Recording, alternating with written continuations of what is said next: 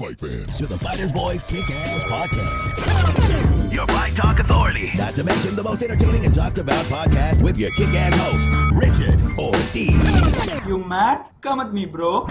And his loyal kick-ass co-host, Senor Cole ESCOVEDO. Streaming live and worldwide.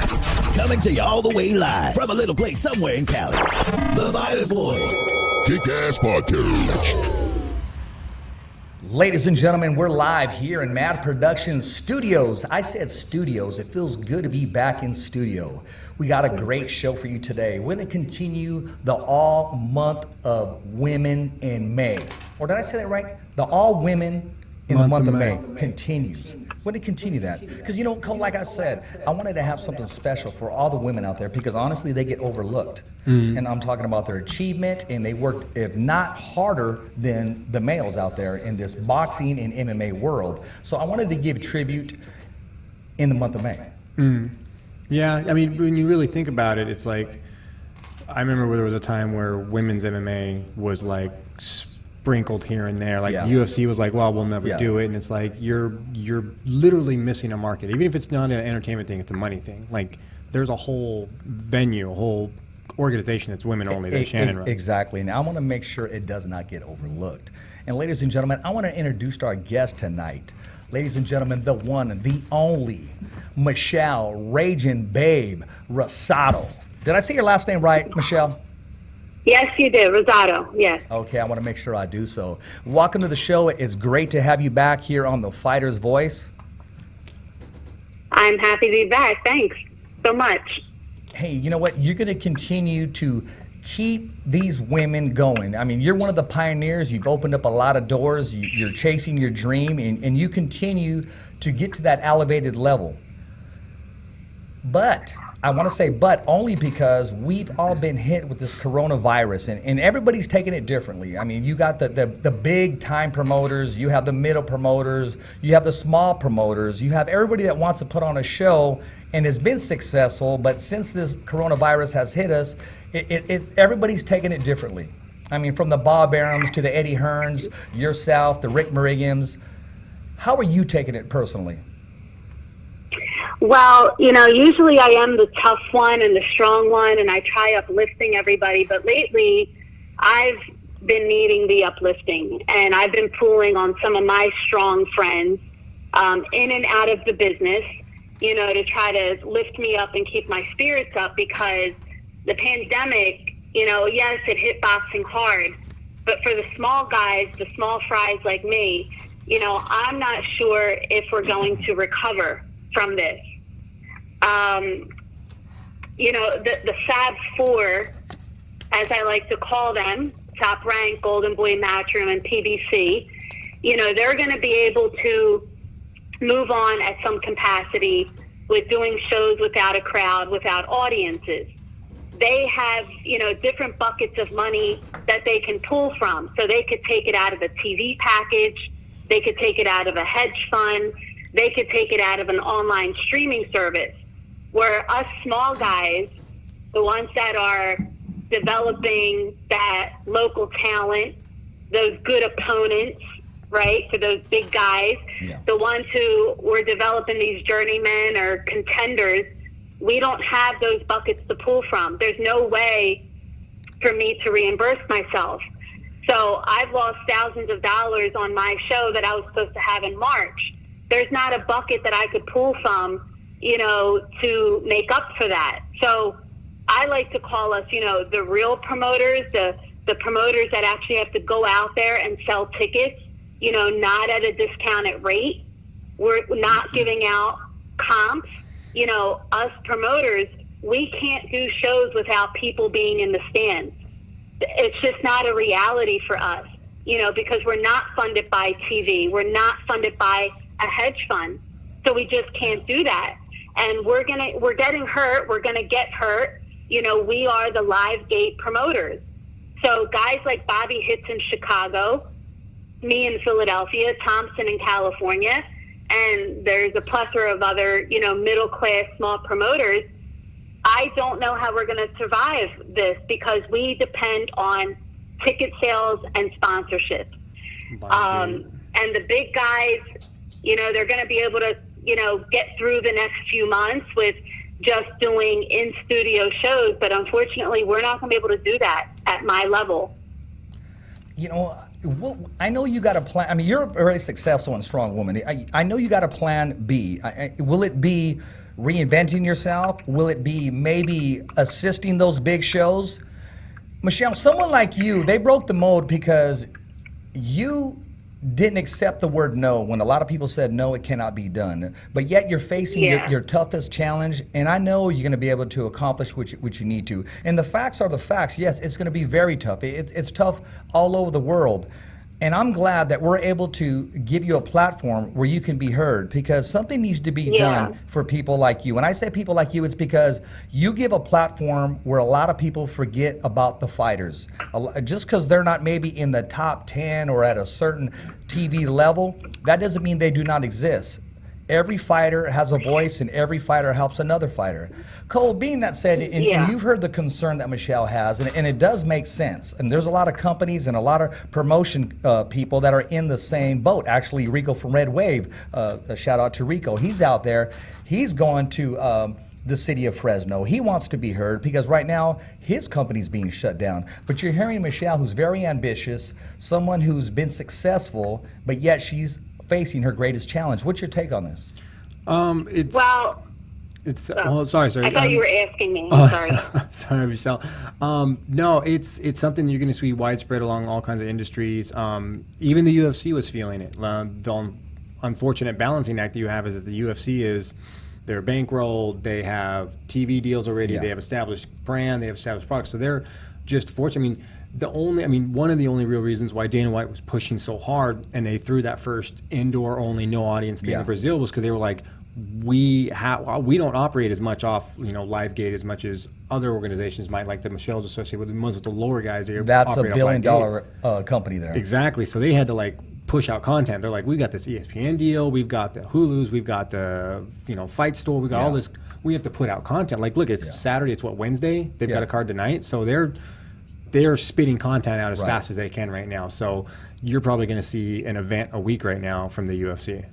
I'm hearing that. Michelle, I want to ask you this. Have you ever thought about putting your name in the hat of one of these big companies? I mean, your resume speaks for itself. Yeah, and that was just a direction I didn't want to go in. I've sacrificed so much. I mean, I pretty much sacrificed my entire 30s, to kind of get where I was going. So, yes, there have been promoters that have had conversations with me about joining them full time and being on payroll.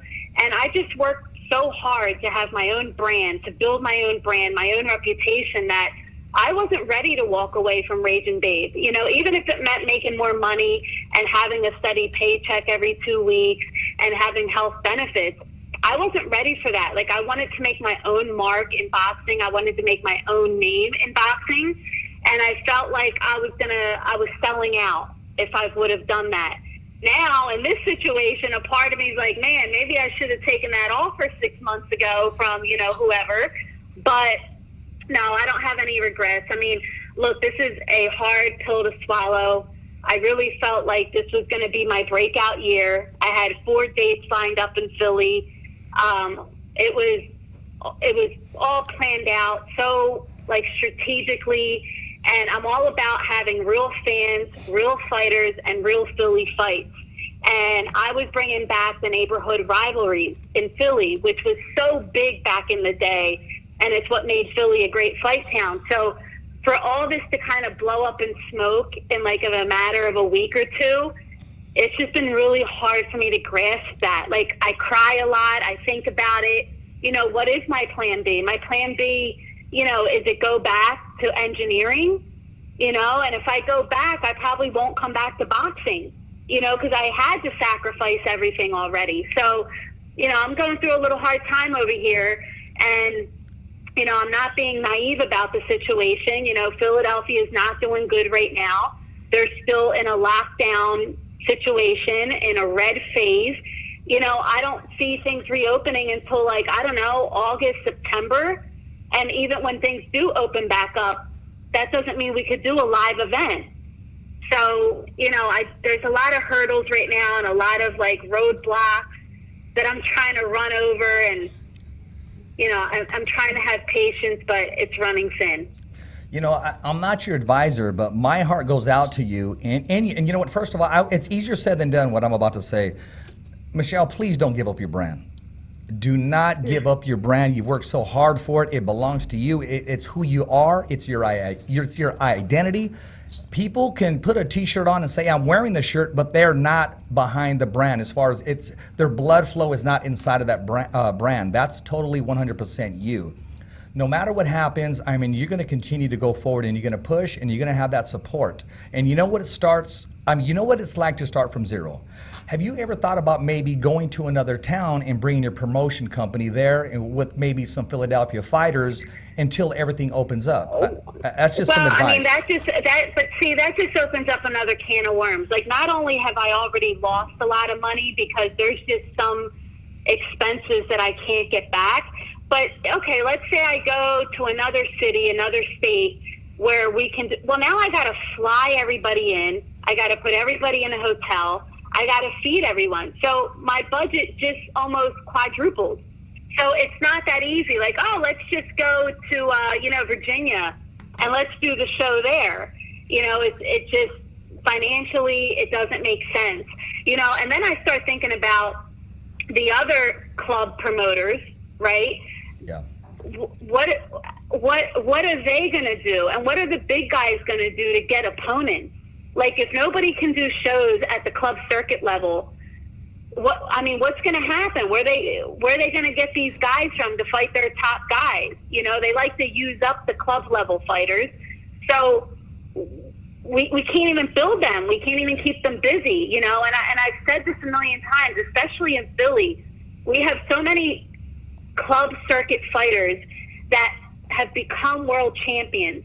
And that was really where my heart was doing local shows and building these guys to be, you know, the next Jeff Chandler, the next Saad Muhammad, Bernard Hopkins, Jason Sosa, Tevin Farmer, Julian Williams, all these guys who started fighting out on the club level that then became world champions. They needed promoters like me.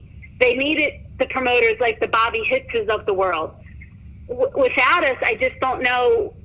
You know, I just don't know what's going to happen. I wish that Cole, you're hearing that, Cole, and you know, baseball has a farm system. They got AA, AAA, etc. MMA, they have amateurs, and in boxing, they have amateurs. Yeah. I wish one of these big companies would just pick you up and say, hey, I want you to, they would help you out where you can be a farm system.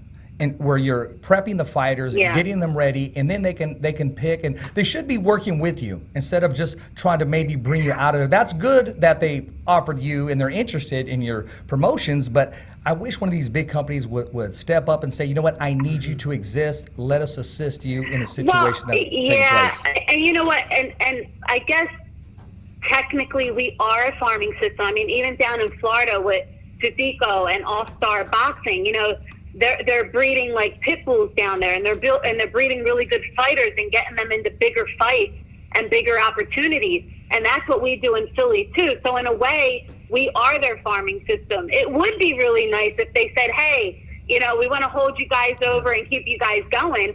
But you know what? It's just really hard to do when there's no television involved. That's not paying for, you know, the rights to these fights. So even though I had television scheduled for March 27th, they weren't cutting me a $75,000 check. They weren't saying, here, we're going to pay you for the rights to the fight, for the rights to these fights, and you put on the show.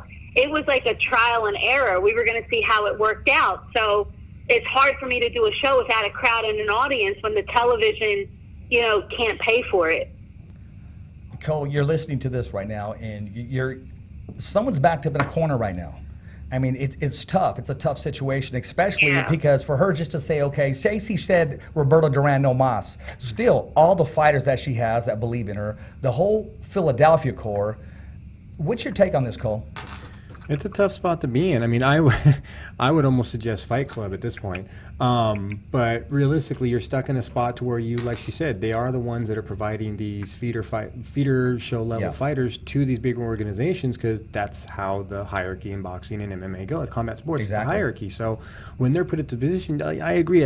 You would hope at one point, like I'm not too familiar with all the big game names, but a big organization that consistently works with you and consistently is getting fighter feeds from, specifically when it's your promotion. Like, for example, UFC used to get fighters from Tachi and the WEC all the time. What they end up doing, they end up buying the WEC. Something similar with this, like you said, would have been like, hey, we need fighters, we need you to keep going. We're going to have like an invested interest almost. Like they should have invested into certain organizations that they've been working with regularly that have been supplying them chain fighters for a while. You know, as if to say, hey, get a hold of me. I got some fighters for you whenever they need them. I mean, Michelle, you're a matchmaker as well, because you know these fighters personally. Yeah. I mean, yes, I have made a few matches. And, you know, my proudest moment was making the main event for the Philly special between Stevie Ortiz and Damon Allen, when everybody told me to walk away. Everybody told me to throw in the towel. Don't waste your time. And it was such a proud moment that I got it done by myself on my own. And, you know, my heart goes out to them too, you know, and I still talk to them, you know, at least weekly, you know, trying to give them updates, trying to keep them encouraged. But here's the other thing that's going to happen is the Fab Four, they're going to need good opponents. They're going to need good opposition. So what do you think they're going to do? They're going to call our guys in Philly. And, you know, the reality is I'm probably going to lose my main event, because Stevie Ortiz needs money. He needs to fight. Damon Allen needs a check. If Top Rank or Al Heyman or one of those guys call them up and say, hey, we got a $20,000, $30,000 fight for you, you know, in studio, no crowd, no audience, they got to take it. Yeah, they do. They do. You know, so now, it's just like even keeping the card intact now is worrisome and, you know, stresses me out. And I have like a ton of anxiety, but, you know, these are the breaks. And I said it before, I think, on your show, that, you know, I got to take my losses like I take my wins. I had a lot of good wins. I had a lot of good shows and events and profits. And, you know, this one just came really hard and really fast, and I got to take it on the chin. You know, Cole, being an individual, it's easy to walk away when it's just you, but yet being a company, being an owner, being a brand, that responsibility is still on your shoulders. It's on your back. What's the right decision to make, Cole, and what's the wrong decision at this point? This is such a unique scenario. I don't think anybody's really in a position to where they can honestly say that was the correct decision, that was the incorrect decision. This is like, for example, our country's infrastructure, from the treasury level down to your school systems. I mean, I love the school district I work for, don't get me wrong, they knock it out, but we've shown that our infrastructure was not even close to prepared for this level of incident. I mean, it's just a whole bunch of, I don't know. So it's a guessing game. So I think it's hard to say that was the right decision or that one. I mean, like I said, I would go full Fight Club. I would just be holding like Zoom meeting fights in like some Brooklyn, New York basement, big area with like iPads set up all over the place on stands, and you could just tune in and click a link. $20, you click a link, you can watch the fights. It'd be live boxing fights or, you know, underground boxing fights, I guess, if you want. I mean, but like is that the wrong thing to do? Who knows? You know what I mean? Like, that could be the next thing. Well, look, it's not the wrong thing to do. Like, look, if I were Top Rank and those guys, Heyman and Eddie Hearn, I would be doing the same thing. If I had millions of dollars in a pot that I could pull from, again, whether it's a TV package or a hedge fund or a streaming service, I would absolutely do what they're doing right now. I would be extra careful. I'd put some procedures in place, and I would keep my guys busy, and I would just close the doors and keep it in studio. I would be doing the same thing, but I can't do that. There's just no way. I need to meet a rich man or something, I think. Well, I know a man I need a sugar daddy. I know a man named Richard, but he's not too rich.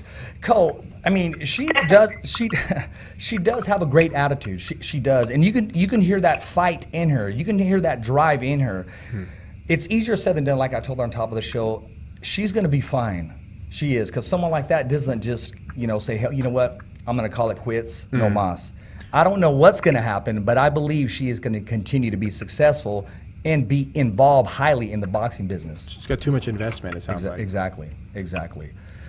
So other than that, Michelle, hey, I know you're a fan of combat sports, whether it's MMA or boxing. What was your whole take on last weekend? UFC, they made a bold step. I mean, as if to say they boldly went where no man has gone before. They took the risk, and other than one fighter testing positive before the fight, they were 100% successful in their gate. What was your whole take on that, Michelle? So I don't follow MMA or UFC at all. And what I will say is I think boxing wanted to wait for somebody else to do it first to see what went right and what went wrong. And I think that's why now, the past couple days, you see some promoters talking about coming back real soon in June and July, because I think they saw what the UFC did, and it worked. They had a couple hiccups or whatever, but, it's stuff that can be corrected moving forward. So I didn't watch it, but for the UFC fans and the people who do watch MMA, I mean, they were thrilled that they got to watch, live combat sports again. And that's how it's going to be when boxing comes back, too. I mean, the ratings are probably going to do really well. The numbers are going to be high, because everyone's desperate just to watch again. Yeah, exactly. And talking about some boxing, I mean, it was just in the news that June 9th, Bob Arum made a statement that they're looking to have an event in Las Vegas with Shakur Stevenson being the main event. Golden Boy has rumored for July 4th with a big name such as Canelo, and I'm hearing, King Ryan is going to be involved.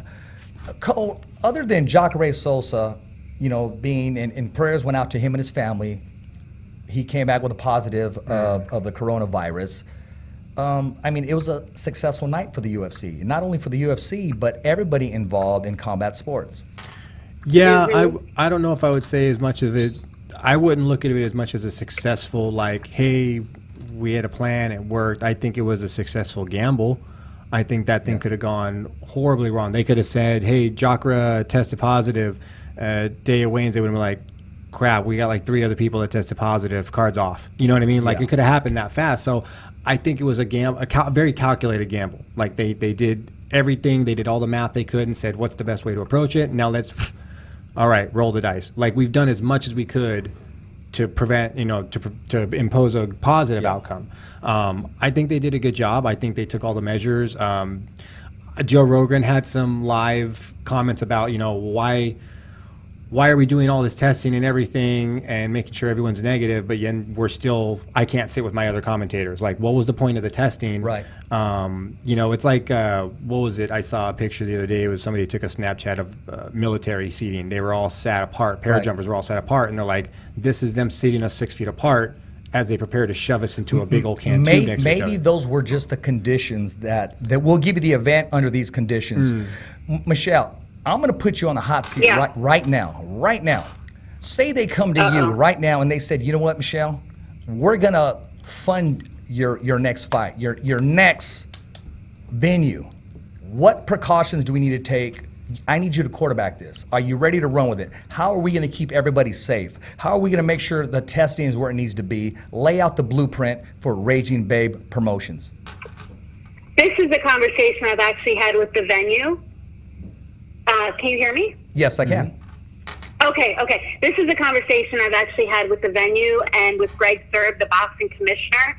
And, he's our boxing commissioner. He's all for it. I mean, he's willing to take any measure necessary. So, we talked about, testing everybody beforehand. We talked about limiting the amount of people in the corners, limiting the amount of staff. The venue is going over and above to scrub the venue down. They've installed hand sanitizers every 6 feet. I think they have a hand sanitizer machine. And just being really clean and careful in testing. We've also talked about, giving everybody a mask, when they walk in the door, but making it kind of fun, like a boxing mask of some sort, like anybody who's in there. So, I mean, really, that's all you can do. I mean, unless I'm just being naive, I mean, how much more can you really do than that? I mean, you can't put people in a NASA astronaut outfit. You know, what do you do? All that needed to be said, you said it, is you're more than willing to work your ass off like you did and make sure everybody's satisfied and everybody is secure as best as you can secure them. Because, I mean, you can't prevent people from being people. This is the whole world, and the coronavirus, it's unfortunate that it's hit everybody, but at the end of the day, there's risk in every single thing that we do. Cole, Yeah. Cole, you heard the blueprint. Again, what did you hear in her voice? The fight. She's willing to do the things necessary. She came up with a solution. She's just ready to run with it and make this happen, man. When you hear that drive, you can't just turn that light off. What's your take on this?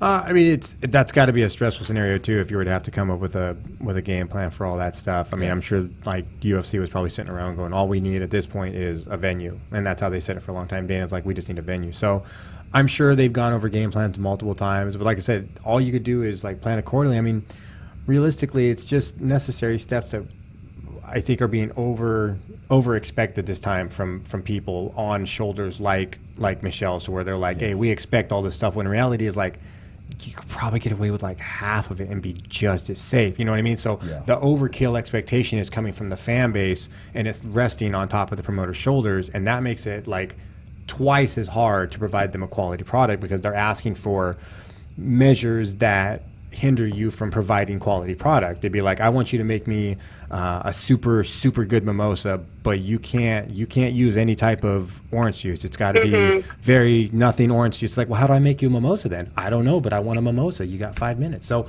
there's an over expectation of safety that promoters can provide, but it's sometimes you got to go, look, it's as safe as we can make it. The measures and time and money and spent on everything from there forward could have been spent on giving you quality product.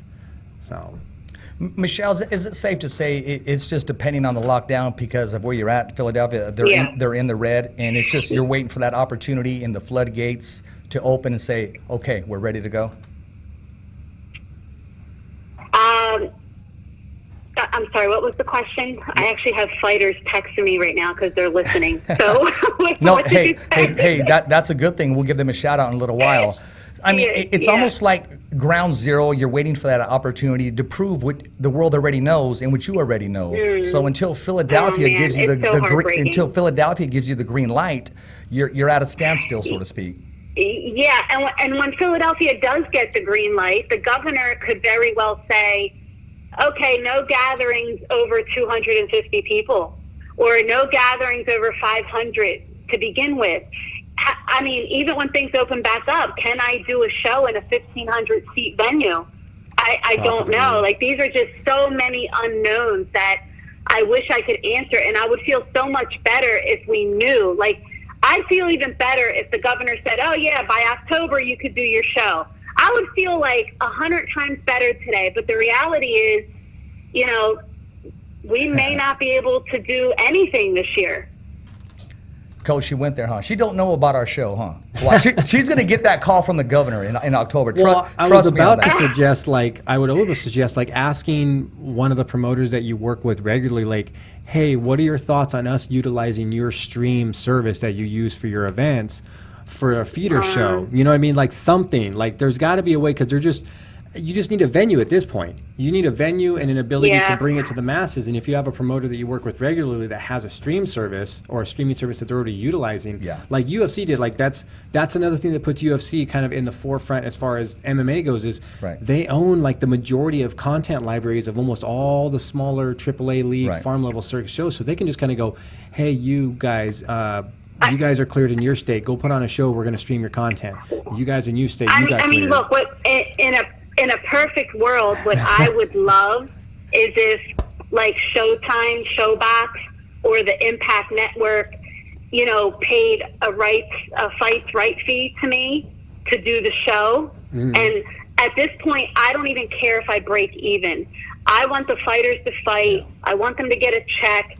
I want everybody to see what awesome fights we had matched up. If I break even, I'm going to be happy as a clam. So in a perfect world, if you told me, you know, what would make you happy, if Showbox came to me and said, hey, we're going to do a show behind closed doors. We're going to be able to do it in Philadelphia.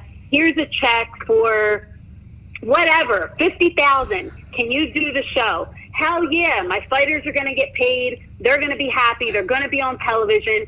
I don't care if I don't make $1, you know, but it's you know, just to kind of get over this hump.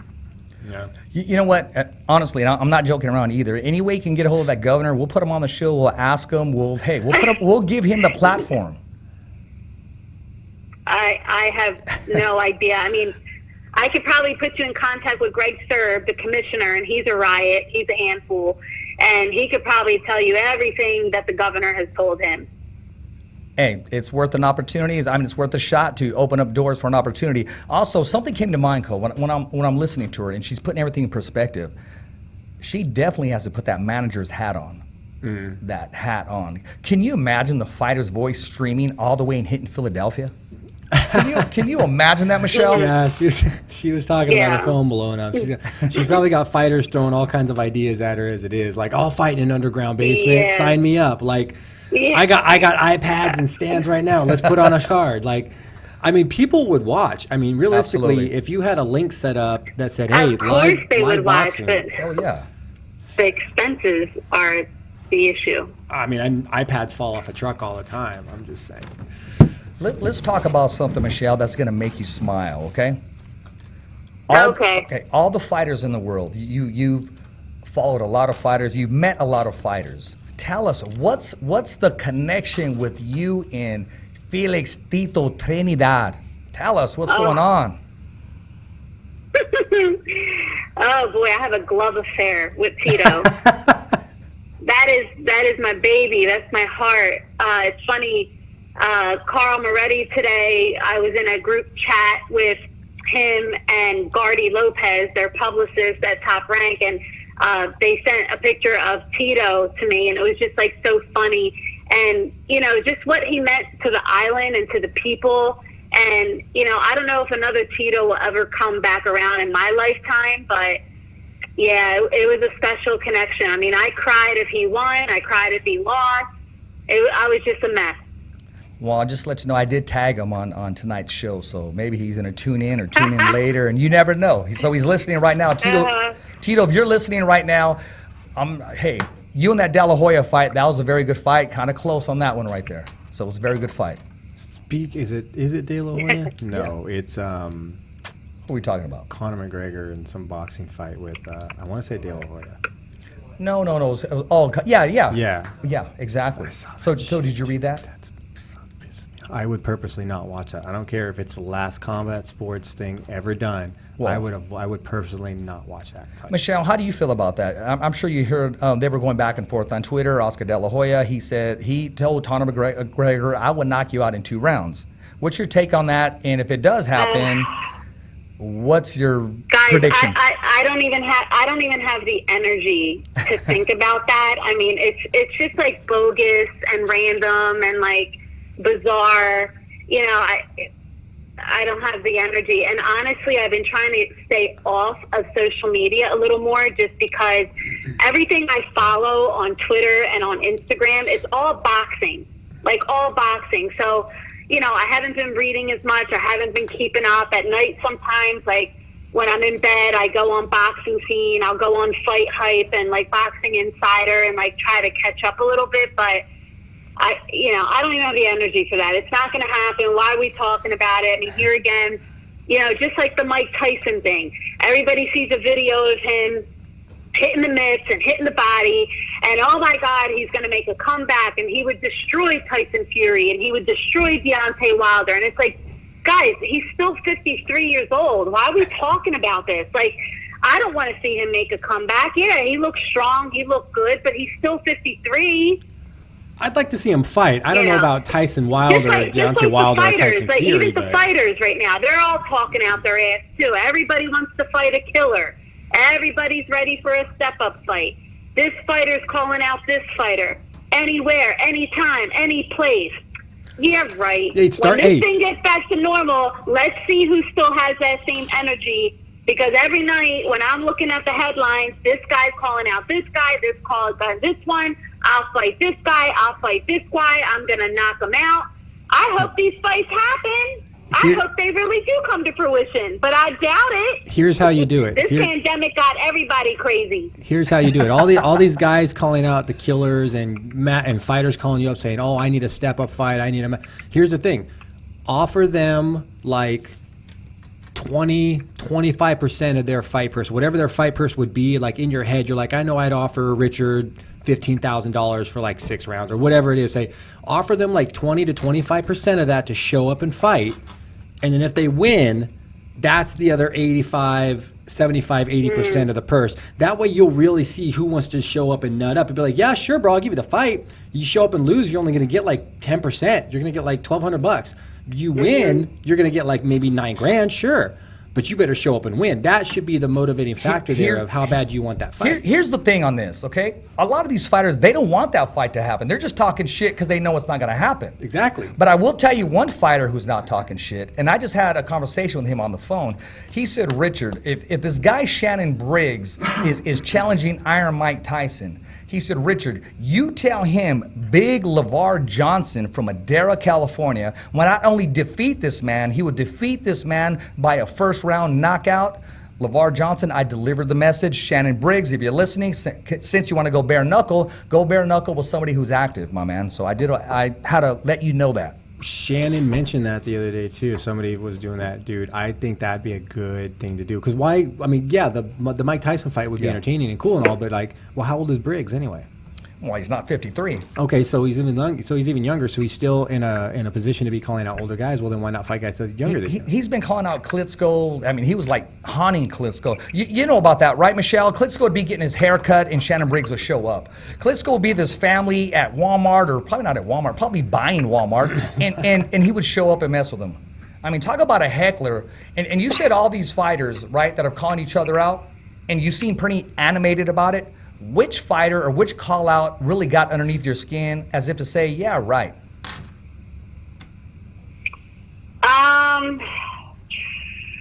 Let me see some of the ones that I've been reading lately. In boxing, right? Yes, ma'am. Well, only because I literally just read this, I think, this morning. I read that Gervonta Davis was saying that he would knock out Lomachenko in like 2 or 3 rounds. And I'm not saying he can't do that, but like really we're talking about that? Like we know that fight ain't happening. It's not happening anytime soon. But that's what we're talking about. So we're going to get everybody excited to actually think that fight's going to happen. So for me, I was like, oh, this is just getting ridiculous. I can't think of any other ones off the top of my head. You're on camera. I think I read a few weeks ago Amir Khan might have been saying that he wants to come back and fight somebody. I don't know who it was, but that one kind of made me roll my eyes too. I can't remember. Well, you know what? They're out there. They're making their predictions and they're making their assumptions. But one of these days, it's going to happen. And that old tale, hey, be careful what you ask for because you may get your ass kicked and you're going to love it. Yeah. Mm-hmm. Pretty much. So, okay, again, and I'm not going to shy away from it. I'm not going to say it's a touchy situation right now. I'm going to put the promoter's hat back on. Give us your dream match in Philly, which I think I already know what 2 fighters, and we'll talk about that. And also your dream match. If someone said, Michelle, I'm going to give you the power. I'm going to give you the say-so. Make this fight happen because we cannot make it happen, but we know you can. So what 2 fighters would you make? What 2 fights would you make happen? Well, as far as a Philly fight, after Ortiz versus Damon Allen, I thought a really good Philly fight would have been Darmani Rock versus Joey Dawejko in Philly. That's the one that I kind of been like thinking about a lot, and I was trying to manifest that to maybe be able to do that this year in Philly. Again, another neighborhood rivalry, Philly versus Philly. I think it would be huge. And it would be a good step-up fight for Darmani Rock. And for Joey Dawejko, it would be, shit or get off the pot at this point.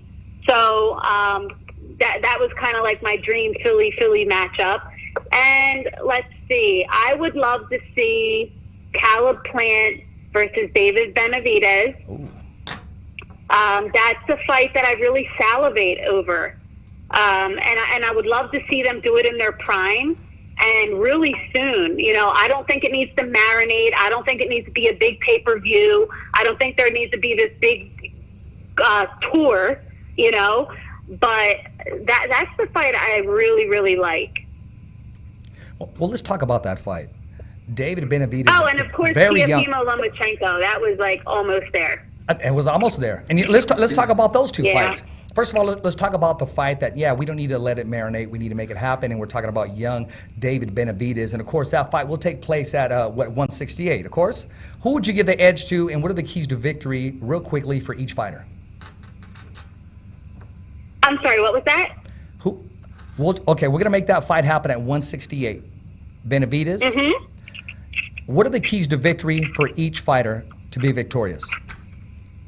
Well, I think David is a little bit of a bully. I think he's very strong, powerful, young. I think Talib is a lot more seasoned, and I think he could box better. So I think, you know, the key for Benavidez is going to be to bully him and pressure him and throw, you know, in high volume. And I think for Plant, you know, he's just going to have to box his ass off. He's going to have to box his ears off and have a higher ring out IQ. And I think, you know, that's going to be the key to each one of them winning. Now, Plant, I mean, he has some pop in him too, but his attributes are his legs. I mean, he can box circles, his balance. He reminds me, his footwork, Michelle, reminds me of a young Terry Norris, just on his toes and moving around, giving you angles. And yeah, Benavidez, he is a bully. I can easily watch him move up to light heavy someday. Who, Benavidez? Yes, I can see him moving up to 175s one day. Yeah, I'm going to agree with you. I mean, he was always a really big kid. Yeah. Even when he was a young kid, I remember meeting him many, many years ago, and he was always like a big, chunky kid. So the fact that he can even get down to 168, that's like a miracle. So yeah, I mean, he'll definitely move up, and he's growing into a man and those things. I'm going to tell you a quick story, and I'm probably going to get an email later on. Aaron Heckman, okay? We're talking about Grizzly Fest. He discovered David Benavidez when he was 200-plus pounds at Wildcard Gym, beating the snot out of these prime fighters. He reached out to a certain promoter and said, you got to sign this kid. You got to get a hold of this kid. Come down here. Long story short, that promoter passed him up. Enough said, the rest is history. Somebody else didn't pass him up, so I just had to throw that in there. So let's talk about Lopez and Lomo. Oh, you know, that's the one I think everybody was looking forward to. And, you know, I think I'll be the first to admit that I didn't think that Top Rank was going to make that fight so fast. But I think Team Lopez really, really pushed for it. I mean, that kid's dad believes in him more than I think he believes in God. So, you know, that's the fight that... I agree with you on that one. I haven't heard that one before. Yeah, so that's the fight, like, that they really, really wanted. And, you know, they didn't want to tune up and yada, yada. And I do wonder, like, you know, is Teofimo ready? You know, is he seasoned enough? Has he seen anything close to that type of style? So, you know, those things, you know, worry me with Teofimo. I would love to see him pull the upset because it would be considered an upset. I don't think it's a 50-50 fight. No. But I'd love to see him do it and win and prevail and throw it in everybody's face. And you don't really see anybody else calling out Lomachenko at all. So win, lose, or draw, Teofimo's going to get a lot of credit for just daring to be great. Well, between me and you, I got Teofimo with a knockout victory on that one. But, you know, things can change. Oh, wow. No, absolutely. Okay. Absolutely. You know, guess who convinced me? Teofimo and his dad. They convinced me in Las Vegas. That's gonna happen. And the mom. I'll put the mom in the mix, too. You got corny. No, they're very convincing, man. I mean, very. And, I mean, when you got a young fighter who's never lost, he relies on his power, his skill set, how do you take the confidence out of his eyes when he just has that hungry tenacity since the first time he took his first breath? And his dad put in him, hey, you're never going to take a backward step. These things are going to happen, and everything that he said was going to happen has been happening in place. You really don't have a choice but to put a guy like that on his ass. There's nothing really you're going to throw at him. Like, you can hit him a bunch of times, throw technique at him, throw movements, throw footing, whatever, throw everything at the guy. He goes combat sports, period. you got to put a kid like that on his ass. If you don't put them on their ass, they're not gonna have that little light's not gonna come on that, holy shit, I'm not invincible. Like, you need that. And some of them can feel that mid-fight and push through and either win or lose. Yeah. Some of them, that breaks them right then and there, and then they just get their ass kicked. You're probably right. Michelle, I'm probably going to get a text from Evan from Top Rank. He's going to say, Richard, be careful with that public prediction there. But anyways, you know what? That is going to be a good fight. And hats off to Teofimo Lopez's father, because a lot of people have been calling out Lomachenko. They don't get the fight. Whatever they're doing it correctly. They got the fight. They've gotten the opportunity. And it's only been rescheduled. It hasn't been canceled. And that's going to be a fight for the fans. They see money. With that particular fight, they see money. Exactly. Now, Michelle, before I but I will say, I believe that, you know, they were so ready to do that fight in May, and if it keeps getting pushed back too much longer, I mean, from what I understand, Teofimo Lopez right now is living in, like, Arkansas. That's where he's quarantining, and he's not going to be able to come out of this and fight Lomachenko, and you know, the same for Lomachenko. So don't be surprised, I think, if they get like 2 layups, like, you know, a couple tune-ups before that fight, because of just how long they're having to sit out. Michelle, where did you say he was living at right now? He's in Arkansas. Yes, he is. Yes, he is. Just bought a house there, and he's looked into the schools already. So when he does have kids, and he's looking into everything. I mean, Michelle, you just get all that inside info. I wonder why, but why? Anybody know why? I mean, that seems. I mean, he's Honduran, right? He said living in Arkansas. He said he fell in love with it. Said he fell in love with it. Wow. Okay. Yeah. I mean, that's just, you know. It's probably peaceful. Hey, it's probably really far away from his dad. It's always good to know somebody that knows somebody. You know what I mean? I mean, it's it kind of works in your favor. But when you just co-signed that, I mean, it says a lot. Cole, we're talking about All Women Month of May. I mean, we got some great names coming up in boxing and MMA. We have a national anthem singer, Janet Uribe, who sings all the big events that are in Spanish. She's one of Jose Ramirez's favorites. She's a recording artist. We also have, and I want to call her the godmother of boxing, MMA, or anything. We're talking about Callie Swanson, the right-hand person for Floyd Money Mayweather. I mean, she's going to be on the show Tuesday. We have Janet coming Wednesday. We also have Brittany Goosen coming on the show. We also have Michelle Phelps is coming on the show. And we've also got some confirmations on some more ladies that I will announce as we go. Michelle, That's awesome that you're doing this. You know, Michelle, you're a pioneer. What you're going through right now, and I want the whole world to know you're still here. You have that natural tenacity. I mean, when you get off, you're going to say, oh, yeah, right, Richard, it's easier said than done. But you have that drive and that light that does not turn off. I posted it today. No, go ahead, Michelle. I do have that drive, and I am very tenacious. And, you know, I spoke to Russell the other day, and I was having a really bad day. And he's like, you know, you're made for this. You're built for this. You'll be fine. And so I have people saying that to me, but it just doesn't always feel like that. You know, it just, I'm courageous and I'm strong and I'm all these things. But right now, you know, I'm trying to be more realistic.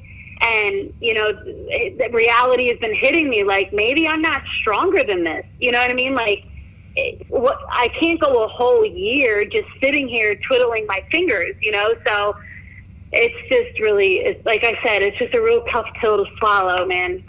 You know, Cole, I'm really smiling right now. She's probably thinking, Richard, you're an asshole. It's because people that come on the show, I'm waiting to hear the new testimony. Because everybody that's come on the show that has been down or that hit a speed bump, I hear their testimony in a few months, and it's completely 100% opposite of that. Little does she know she's about to get blessed, and the floodgates of heaven are about to open. I almost feel Let's speak it. I almost feel like I should be one of those guys that like looks at the camera and goes, but wait, there's more. Yes, you know, exactly. like it is, you know, like everybody, like Anthony Ruiz. And Ruiz. Yeah, Ruiz when he came on, and then which reminds me is Joshua fighting Fury? Well, that's what we're going to talk about. Rumor has it that Deontay stepped aside. While right? I was getting step aside money, so I don't know how. I love it. I love step aside money. Now listen, guys. I find that hard to believe because Wilder has a lot of pride, and the money that he would make to fight Fury again, it doesn't even matter if he loses. You know, there's no step aside money that's even going to come close to him, I think, being okay with stepping aside. Could they have offered him the same amount? You know, he can make $30 million and lose, you know, and ride off into the sunset or whatever. Or, I mean, what do you think he's going to step aside for? $2 million? Hell no. $10 million? Hell no. So, you know, it's like, I don't know where that's coming from. I don't see that happening. You know what? Somebody said something you know, I posted her that she was coming on the show today, and I'm not sure. I think it was Eric from Dog Promotions, Big Dog. And they said, yeah, she's going to be on the show. And I had put on there, she's a badass. And that's exactly what I'm talking about. She knows her shit. She's standing her ground and just has that tenacity, man. She has more balls than most fighters, bro. Well, you have to be a promoter. You have to. I mean, you have to. You have to be willing to risk all of it. You have to be willing to go bankrupt, because if you don't, you're not going to have that fire. So, but real quick, what do you... The one thing I'll say is, I'll never ever again take this for granted or take advantage of anything. There were times that I was so busy and so overwhelmed and so stressed and so many things hitting me, and I would just be like, you know, F this business, and you know, I could go and do something else, and I'm tired and I hate this shit. I need a break. I haven't gone on a vacation for 5 years. And now this happened, and I feel terrible that I ever even spoke those words. Like, what I would do today to be overwhelmed, what I would do today to be overworked, and to be dealing with these fighters and these stupid-ass medicals, like, what I would do today to, like, not get any sleep, I would give it all up. Like, I would do anything for that again. So, you know, I would never say that again. Like, you know, hopefully things get back to normal. I'll never complain about work again. I mean, I don't care about vacations. I don't care about nothing anymore. So, you know, I won't do that again. I won't take it for granted. So real quick, while we were talking about the perspective is what you would call that, by the way. That's 100% perspective. It's a positive perspective, by the way. You now see how valuable those sleepless nights are versus sleeping in all the time because you got nothing to do. It's horrible. Yeah. Oh, this is killing me. I don't know how people do this. Like, I feel like a bum. Right? I kind of got, like, at one point I was like, yeah, this is kind of okay, you know, but then it's like, I kind of want to go to work, like, let's do some things. Yeah. So, but my question for the Fury thing, you said there's no way. So why take a 30 million loss, pass up a fight? Because even if he loses, he gets 30 million, whatever. We're picking hypothetical numbers. Could they have turned around and said, look, we're going to guarantee you 50 million or more on the winner of this fight if you step aside and let them fight? Whoever the winner is, we'll give you 50 million instead of 30 to step aside. Oh, well, that would definitely be a different scenario at that point. Yeah, that changes the game. Would that qualify as like step aside money? You think, like future step aside money? Yeah, I don't know if that's step aside money, but it would be part of the deal. Absolutely. Okay, so that might be, if that scenario you see that being a possibility. Okay, so we got a possibility we could see that Anthony Joshua Fury fight. Okay. I mean, I would like to see it, but I also want to see the rematch. And, you know, that fight, I could see them three sharing the ring together. I mean, somewhere down the line. The only one that hasn't been in that really mix is Anthony Joshua, and he holds the other belts. So I see it. I really see it happening. Yeah. Are you making a smoothie, Michelle? A movie? No, a smoothie. It sounded like you were making a smoothie. Oh, I just rinsed out something. Okay, hey, man, we keep it real here on The Fighter's Voice. Yeah. Anything that we didn't cover, anything that we didn't touch on, right now the platform is yours. The world is going to hear your voice. What's coming next for Raging Babe? Oh, man. What's next for me is trying to stay positive, keep the faith. Try to say positive affirmations, but honestly, it's in God's control. Like, my hands are tied. I don't know what's next. I wish I did. That's the sad part about this. This is what eats me up every single night, is that I don't know what's next. I wish I had an answer. Uncertainty, I don't. yeah. That's a weird feeling, uncertainty. Nobody knows, and that's a weird thing. Like, nobody could even tell you what's going to happen Thursday. Well, you know what? There's no lie in this woman. She has been 100% true. She has been 100% standing her ground. And what you see is what you get. And you know what? Chances are you may like it. Yeah. So, Michelle, you know what? I'm going to let you go. But again, man, I appreciate you taking that. What time is it right now where you're at? It is 7 o'clock, and I'm actually about to go for a run. So that's the one thing that's been kind of helping me through this, is I'm trying to find things that don't involve technology. So, you know, I've been trying to go for walks, go for runs. I've been watching some documentaries. I've been reading books again. You know, just kind of trying to stay off Twitter, trying to stay off Instagram, you know, just trying to do things for me mentally, you know. So about to go out for a run, guys. Hey, well, I appreciate your time. I appreciate you using the platform. And I hope we helped you and brought you serenity during this 45 to 50 minutes, because you unleashed, and I'm glad we got a chance to get inside of Michelle. How do we follow you? Thank you. I don't know how to be fake. I don't know how to cover my emotions that well. I don't know how to fake a personality or anything like that.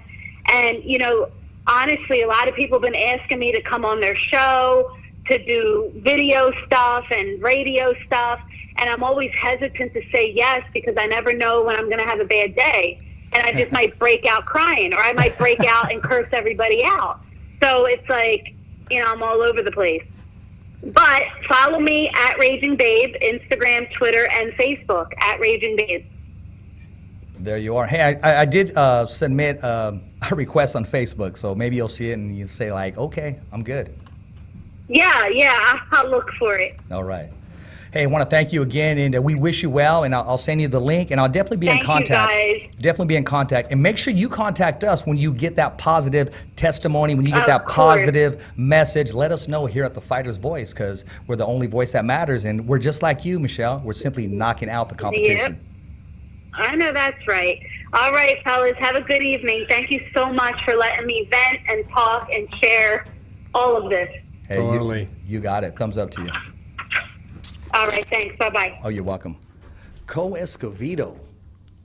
My man, we're talking about somebody that's just, I mean, full of energy, but most of all, full of honesty.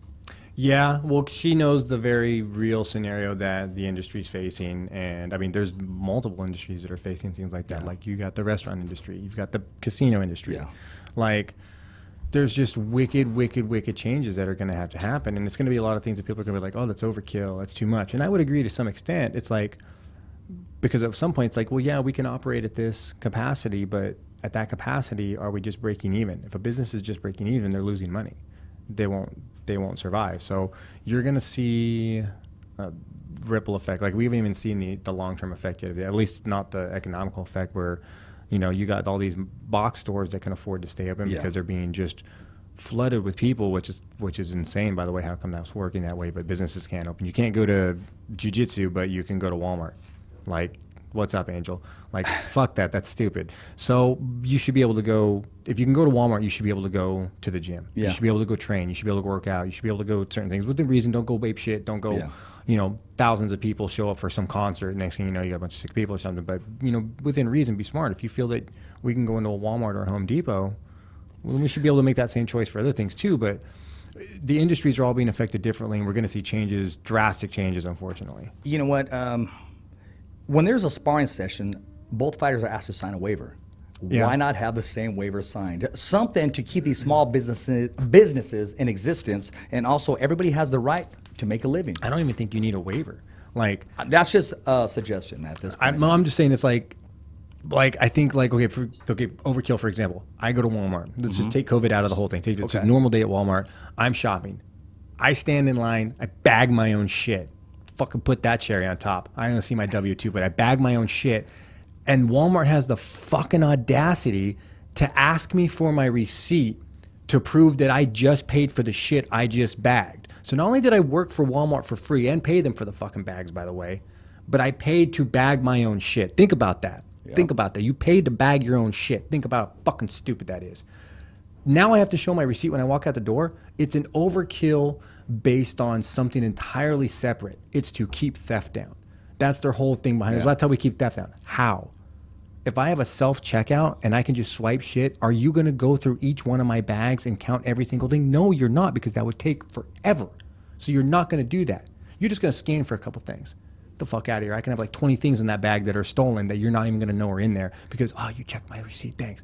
So I could see places like Costco do it. Cool, it's a membership. Yeah. You pay for the right to shop there for the convenience of whatever it is you're shopping there for in bulk or whatever. You pay for that. Bro, did you go to Walmart on a Sunday after the Ramate or something? No, I mean, because it's jumping and get hit by someone's chakla. No, it just drives me insane, man. That's just the way it is. It drives me insane that they have that. Like, it's just a system like that exists that just makes other people's days worse for no reason. It's like, why do I have to show you my receipt, bro?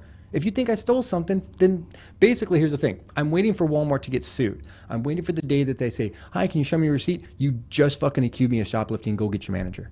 Yeah. I'm waiting for Walmart to get sued, like, because that's what they're doing. Asking you for your receipt when it's a non-membership establishment, you are hereby softly accusing me of stealing because you want to see my receipt so I can prove that I paid for what's in my cart. You are passively accusing me of stealing. Yeah. Go get your manager. I'll hold up 20 fucking people in line if it puts an end to that stupid fucking policy. I don't care, dude. I would. If they said, Cole, you got to stay in the line for 3 days. You know what you're saying? I'm not saying it doesn't make sense. And I'm not saying I haven't ever stood at Walmart and said, can I talk to your manager? But it's just the thought process behind how they have things like theft. You want to cut down theft? Well, then here's some other changes. Don't punish the other customers for that. So the same concept goes here. If you can let me go to Home Depot and Walmart and Lowe's and shit, why can't I go train jiu-jitsu? What's up, Mikey? Why can't I go train grappling? What's up, Angel? Why can't I go to this gym? What's up, GB3? Why can't I go to these places Red Wave safely? Tattoo. Yeah. Why can't I go get fresh ink? Yeah. What's up, Rudy? Why can't I go get a haircut? Why can't I do these things if I'm being safe? I understand there's concerns. It's not that it's fears. Yeah. It's that there is concern because there's a real effect that this is having right now. But at the same time, it's having a very real effect that the precautionary measures to prevent theft, the precautionary measures to prevent spread are overkill a little bit to the point to where they're hurting businesses that are not going to open. Like your smaller gyms, your smaller mom and pops, not your box stores, they're going to close and they're not going to open. Now, the ripple effect of that is that you have all these businesses that's closed. All those jobs are no longer going to be filled. So now you have employees all looking for the same jobs. So the businesses that did survive, that don't already have all those positions filled because they took all these temporary workers to fill all this shit going on, well, there's not going to be any spots. The one who's going to benefit from this, honestly, is the psychiatrist, the shrinks, the doctors, people hitting depression. I mean, and just being frustrated because I've been there. I've been there on the frustrating part. But nevertheless, we're here and we're making it happen. Hey, big shout out. I'm sorry, I got to apologize that I couldn't get to all these questions. Our guest is exactly our guest. She had the platform and she ran with it. But I do got to give today's winner of the Fighter's Voice T-shirt to Joe Valero in Madera, California, who's been watching and subscribing and supporting the Fighter's Voice. Peace of love, my brother. Send me your size and I'll hand you over a Fighter's Voice T-shirt with both printing front and back. So there you are. And I also want to say, guys, stick around. Those of you that are watching right now, stick around. 7:30, Mike Rutha, the Fighter's Voice en español, in Spanish. Mike Rutha is going to be hosting the show this evening, and he has a great support system. He has a great cast, and you know what? He's on his own bringing in the acts. Because because they'll hit me up and I'll say, Mike, here's some good acts for you right here. But he said, hey, Rich, I've already spoke to certain people. Like several lined I'm making it happen. Exactly. And he has another Combate America's fighter, and he's making it happen. He's doing the things that need to be done, man. I mean, he's going to work, man. This is episode 2 for the new content. Exactly. Brand, right? 7:30, okay, cool. Man, on the same YouTube page. Nice. I like it. That's good. That'll be a whole new branch of market that it's not that we're branching into a market and making one. It's an existing market. I mean, I can't tell you how many of my students that go to my school who their parents don't speak English. I've been on this whole COVID thing, like going to the houses and stuff and taking the packets to the students and stuff. I've met a couple families where they're the English speaking person in the house as a student. So there's obviously market there, and we have content that we want to put out, that we can put out, that we have fans that. If you have a fan that you see those memes where it's like, oh, I got my buddies when they pro this meme, I want to yeah too. Well, the same goes in reverse. Like you have Hispanic speaking culture fans that all they watch is Telemundo, all they watch is Univision. That's where they get their sports from. That's their culture. That's their sport. So you need to be able to reach them to give them that I guess product, that brand, and expose them to it and say, hey, we're here for you as well. You're a fan too. So the beautiful Lucero Acosta is going to be on the show. From the last Fresno card, right? Yes. Yeah. Yes. And you know what? That's Zoila Frosto's best friend. That's the one that's that one. That's the one that we're talking about. I'm just messing around, man, just playing. Yeah, that's the one. She'll come and kick my ass. Dude, Combate's got a couple hits lately. They had that, kind of fallout from that thing. They had a little fallout from the Alberto thing.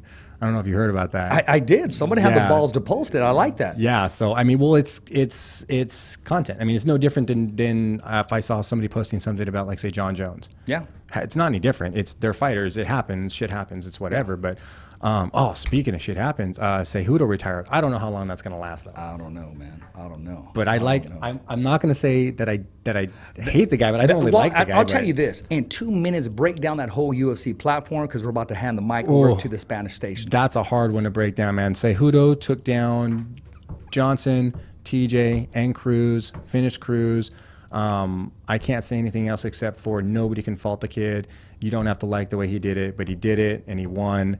It's not like he won by flukes. It's not like he won by luck. Called out a fighter, called out a boxer. Ryan Garcia called him out. He called him Oscar De La Hoya wannabe. And he said, Dana, let me mount this kid. But he announced his retirement, which I could see him moving on to boxing fights, like super fights at that point. But I just don't think he carries enough brand power to cross over. I think it's MMA or nothing for him. And I think he just saw the writing on the wall. I was like, damn, I think I kind of got lucky and did something nobody thought I was going to do. I'm out. I'm good. It's good to be king. Peaked at the right time. Yeah, no. And then other than that, Gaethje finishing Ferguson, wasn't surprised about that at all. Told everybody that asked me, he's going to finish him. Fucking dude hits too hard. And Ferguson's just too squirrely, wily, and just not that. I think he's given the illusion of being this supreme striker, and he's just Khabib, not. class act with them Twitters, with those letting them know, hey, Ferguson, hey, what happened, and your son's going to be proud of you, and you did a great job in there. Yeah, I mean, that's not like him. I don't even know the reason either. That's almost like a jab to me in my personal life. If a guy just lost that I was supposed to fight, I wouldn't hit him and be like, hey, dude, chin up. Because I would tell the other guy, I'd be like, go fuck yourself, dude. That's one way of looking at it. Could be. Maybe a lot of other fighters and a lot of other people see it the way you did. But I know watching Gaethje beat Ferguson like that, Khabib got really excited because that's a challenge fight. Like that is probably a fight Khabib saw and goes, yes, I want to fight. I want to fight that guy, number one guy. Yeah, and I'll take him down in the first round. Dude, yeah. Well, he probably would, but at the same time, he would probably do it just to prove a point, and Gaethje would have to counter that and be like, yeah, you're not taking me down. Good luck. I hope you have something else in that toolbox. That at that point, we get to see even more of what Khabib should be capable of. Or if not, we're going to see like a 29-1 Khabib. I'd rather see a 30-0 Khabib, but it is what it is. So I thought that was a good fight. I thought the co-main with Cejudo was a pretty good fight. I didn't get a chance to watch most of his streaming. I was doing like poker stuff, so I was going back and forth, all this stuff. But I think I did pretty good on my picks. I don't think I was off. I think I lost like maybe 2 of the fights that I had on my picks. I'd have to go back and look, but I was pretty spot on. I didn't expect some of it. Some of it was like, I didn't know. I thought it would go the other way. And it went like the exact opposite. And it's like, well, somebody got knocked out, but that's not who I thought. Hey, but nevertheless, it was good. And you know what? Hey, stay tuned for more of The Fighter's Voice in Espanol with your host, Mike Rutha. And next Tuesday, we have the one and only Callie Swanson on the show. She's been joining us, the PR person of Floyd Money Mayweather. Makes everything happen, works closely with PBC, and is the godmother of boxing, I will say. And also the lovely, the beautiful, the talented Janet Uribe is going to join us Wednesday. And she may just sing on the show. You never know. Hey, as always, it's a wrap here, Fresno, California. Making it happen, Mad Production Studios. Thumbs up for Richie. Okay, fight fans, it's not goodbye, but until next week. Remember. It's always voiceography at its finest. So on behalf of Richard Ortiz, Cole Escovedo, the special guests, and all the crew right here at the Kick-Ass Podcast, saying hasta luego, babies. And